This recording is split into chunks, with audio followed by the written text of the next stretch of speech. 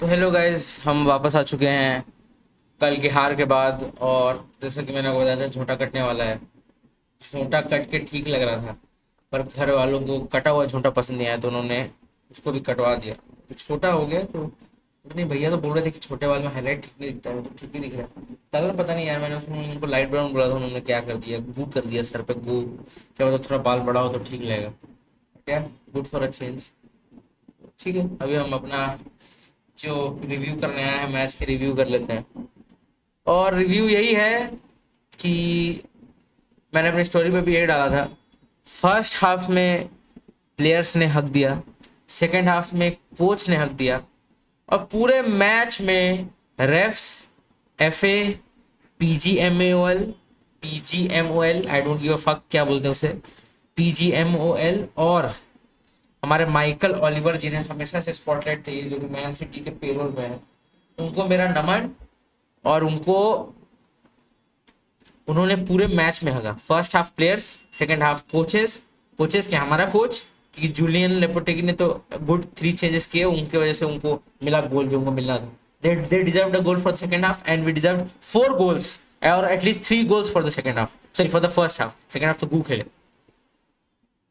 ये game, sorry, ये game हमें 3-1 जीतना चाहिए था, जैसा कि मैंने प्रेडिक्ट किया था। मैं ये नहीं कह रहा हूँ कि वैसे नहीं जीतना चाहिए था, पर हमें 3-1 ये गेम जीतना, सॉरी मैंने 2 नहीं प्रेडिक्ट किया था, पर हाँ हमें ये गेम 3-0 जीतना चाहिए था। फर्स्ट हाफ में 4 से 3 गोल आराम से पड़ते। फर्स्ट सेकंड हाफ में उनने काफी अच्छा खेला, उसके लिए वो 1 गोल मार सकते थे।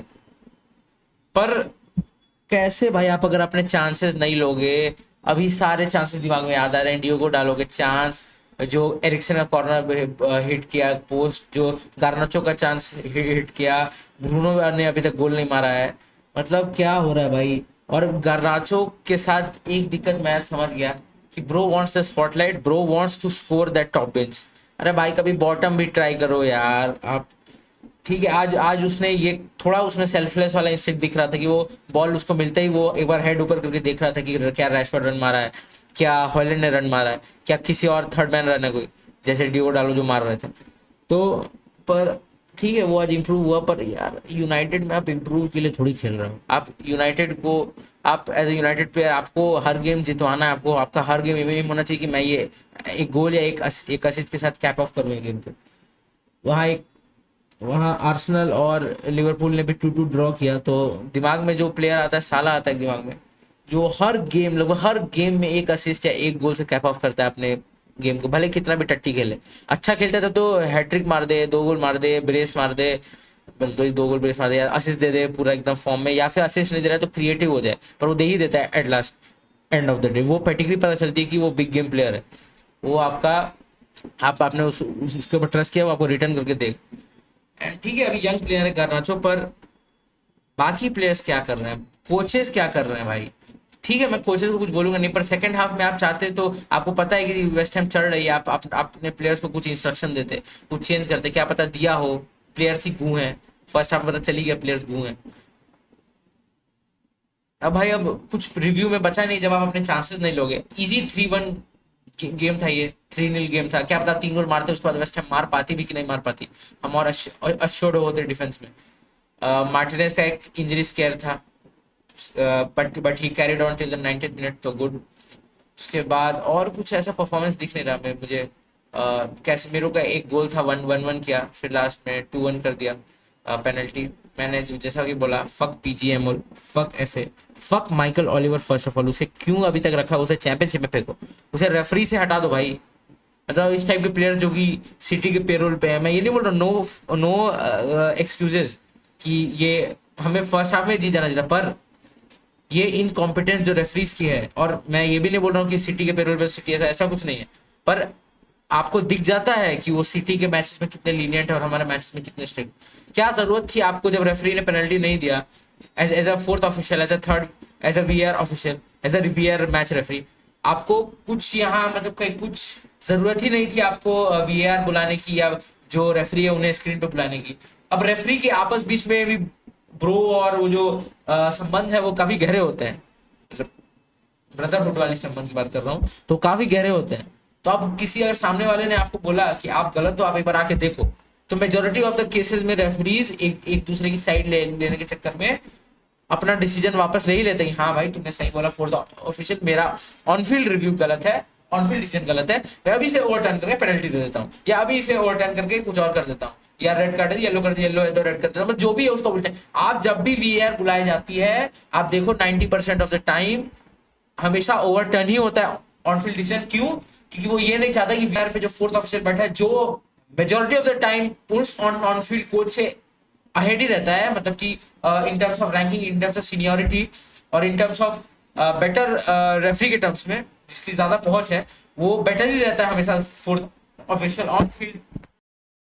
कह रहे थे हमेशा से जो फोर्थ ऑफिशियल रहते हैं वो एक मतलब मतलब ये भी बात गलत है क्योंकि मुझे फैक्ट्स नहीं पता, पर ये आप देख सकते हो कि हमेशा वो फोर्थ ऑफिशियल और ऑन फील्ड रिव्यूज, पता नहीं भाई कौन सा ऑर्गेनिज्म चल रहा है, क्या चल रहा है कि अगर वीआर बुला है तो ओवरटर्न होगा ही डिसीजन, 99% ऑफ टाइम ओवरटर्न होगा ही। क्यों होगा भाई?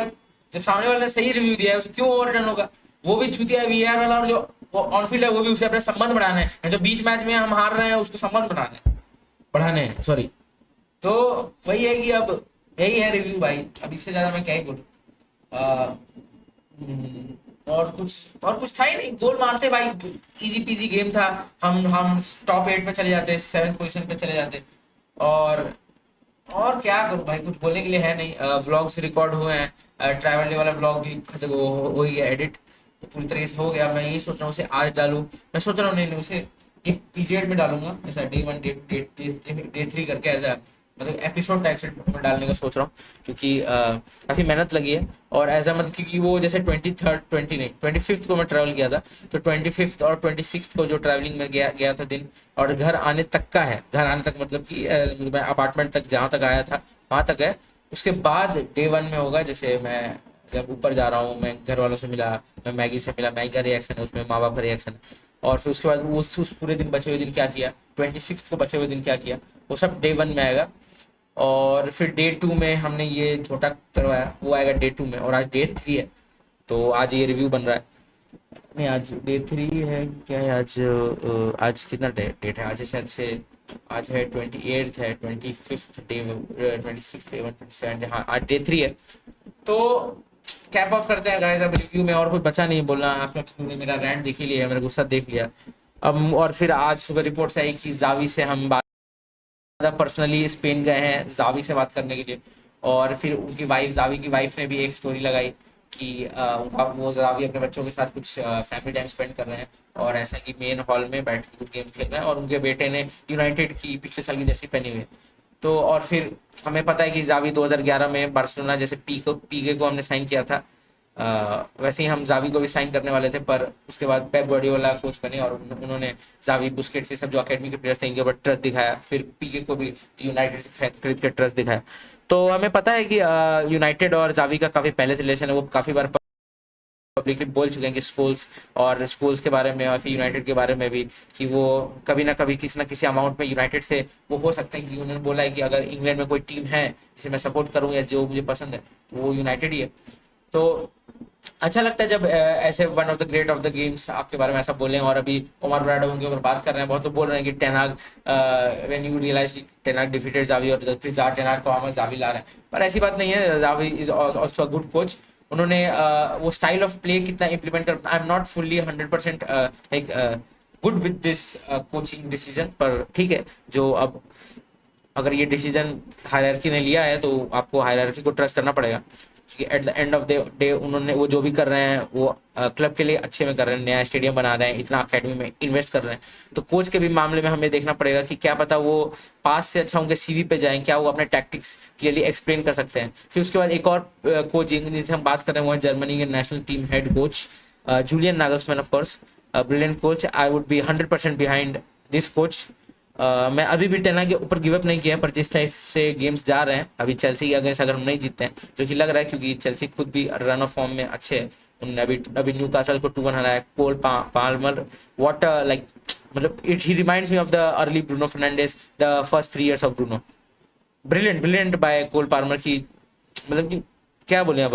आई think is the best player in the league right now, premier league में, and not right now, for 1 year he has been relentless, or he is the best player. Goals, assists, creativity सब provide करते हैं। Liverpool के खिलाफ उनका game थोड़ा खराब था, पर हर प्लेयर का एक ना एक ऑफ गेम जाता जरूर है, but overall he is a good player.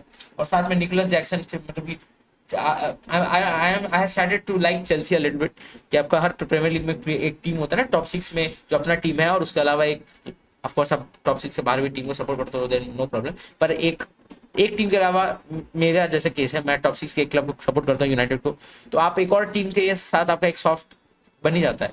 तो वो मेरे लिए चेल्सी एक बनती जा रही है, मतलब in the past also I like Chelsea, क्योंकि उनके अंदर वो जैसे वो जो रहता है ना, वो स्वैगर दिखता आ रहा है हमेशा से, क्योंकि of course Mourinho was coach and because of their owner, वो जो स्वैगर, वो जो कॉन्फिडेंस दिखता है कि कुछ नहीं हुआ तो सैक कर देंगे मैनेजर, और फिर उनके प्लेयर्स में जो स्वैगर रहता है, तो वो उसकी वजह से एक चेल्सी मुझे पसंद आ रही है। तो I like to like keep an eye on that team Chelsea. तो हाँ, यही था रिव्यू। अभी रिव्यू के अलावा बाकी बकचोदी कर लिया हमने। रिव्यू है कि मैं अगर कल रिकॉर्ड करता तो आपको और मिलता, पर क्योंकि कल बहुत सारा काम था, जैसे ये बहुत सारा काम, व्लॉगिंग करनी थी, और फिर उसके